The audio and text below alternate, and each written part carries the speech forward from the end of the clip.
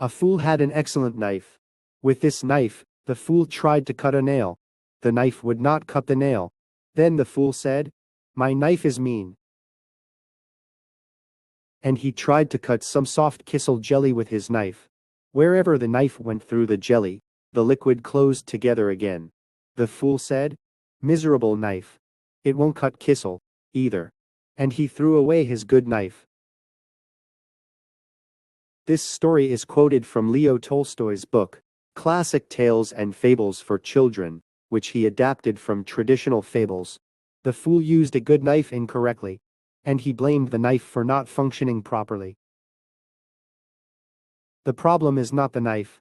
The problem is that the fool did not know how to use the knife properly. Don't forget, no matter how great a talent you have, it's no use if you don't know how to use it properly.